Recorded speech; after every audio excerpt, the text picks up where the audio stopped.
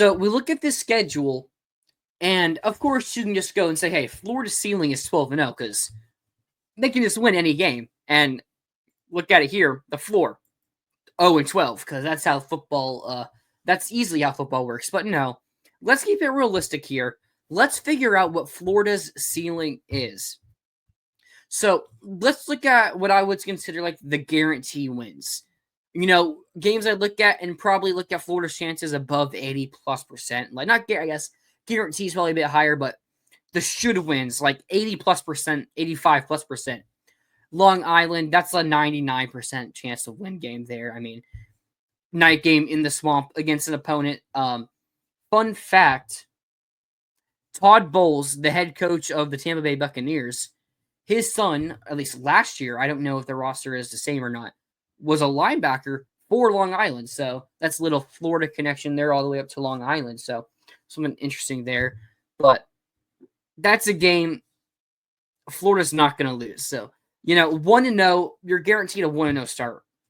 I think that's a pretty solid bet to make. Now, South Florida, they gave Bama some trouble for a couple of years, and they had a close first half with Miami, but the teams haven't really been that great. So I don't think it's something to where I'm too worried. Like, it's a good step up in competition. I think when you look at the schedule, going from Long Island to South Florida to at LSU, I think it's better to play a team that's going to have some competition better than it is to play one that's basically is net zero. So I like it. I don't think there's a realistic chance that Florida could lose this game. I mean, it's always could, but Florida should and probably will win this game against South Florida. So it's a 2-0 right there. We're going to skip at LSU because that's obviously not a guarantee win. We're going to skip at Miami versus Texas at Texas A&M. But then we're going to get to Mississippi State, and it's an SEC matchup. There's no guarantee win inside the SEC. Well, if any Mississippi State fans are seeing this and it's like, hey, we're going to keep this clip saved and Mississippi State's going to go into Gainesville and beat the Gators, it's just not happening. I think you've guaranteed 3 wins there so far with Long Island, South Florida, and Mississippi State, and don't really think that's too much of a question to really even worry about. The graphic cuts it off a little bit, but versus Georgia, obviously not a guaranteed win. At Kentucky is where it's interesting, I think, because I look at this Kentucky roster, and this is probably the worst Kentucky roster that I've seen since I've watched college football in 10 plus years of me watching college football. This is probably the worst Kentucky roster. I mean, last year they went 4-8, I think, and 1 win in conference play, and they lost like 8 legit NFL players from that team, and a team that still only went 1 win and 1-7 in conference. So I would expect it to be even worse this year, and I think it's a team that's going to go 0-8 in conference play and probably lose to Louisville, and so they're probably going to have a peak of 3 wins there. I mean, I would like to see Kentucky versus Mississippi State on a neutral field to see who is the worst team in the SEC. But it's at Kentucky, and it's a place that's given us a couple boo-boos. I mean, again, when you look at it from a non-roster perspective, it's probably something that's like, hey, you cannot count that as a guaranteed win. But I look at the Kentucky roster, you saw what we did to them last year.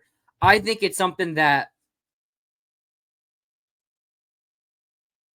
I'm very confident. Like, I would, I would not feel, I feel weird saying Kentucky has a chance to beat us this year, even though it's at Kentucky. So I think you have 4 guaranteed wins on the schedule.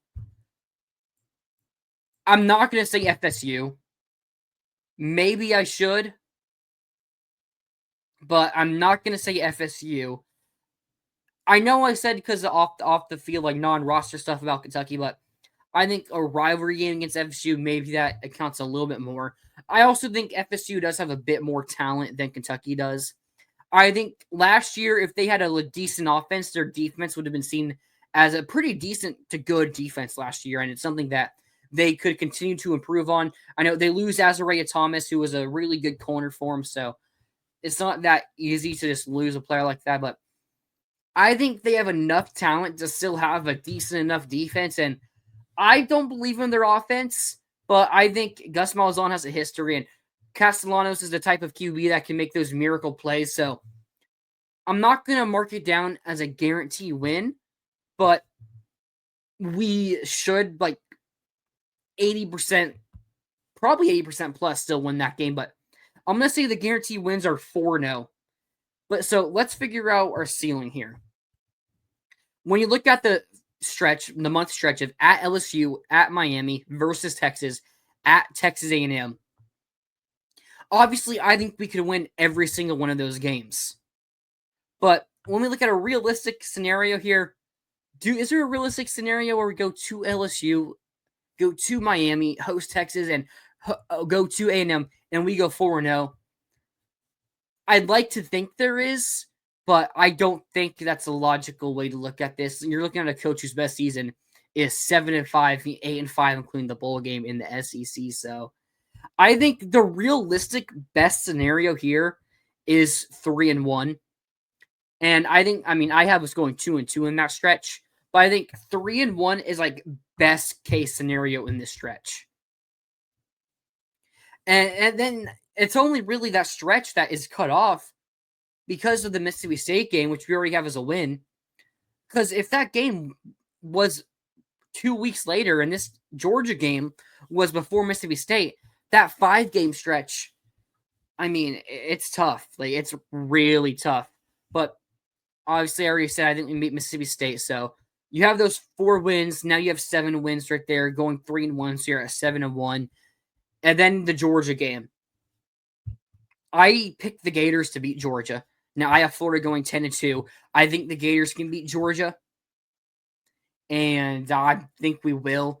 And I think in this ceiling scenario, I think they can. And you have that Kentucky win as well. And I think the interesting stretch here is Georgia, Ole Miss, Tennessee, and FSU. Those 4 games to end the season. Whether Florida is 1, 2, or 3 losses going into that Georgia game is going to probably determine a lot. But if we're looking at our ceiling here, I think we're going to be favorites against Ole Miss, Tennessee, and Florida State. I think the odds, as of now, they'll probably change throughout the season. If things go how I think they'll go, I think it's going to be a pretty close Georgia lean, but I think it's going to be a lot closer than people might expect it to be. So I think we could go 11-1. Maybe that's me being a bit too Florida bias, but I think when you look at the LSU, Miami, Texas A&M, and Georgia game, I don't think there's a real scenario where you go 5-0 there. But I think there's a legit scenario where you can go 4-1, and then every other game on your schedule, you're probably going to be favored in.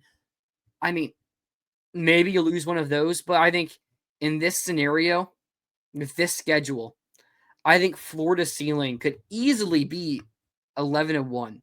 I don't think 12-0 was there. I think 10-2 might be the less optimistic or non-Gator fan biased perspective of this,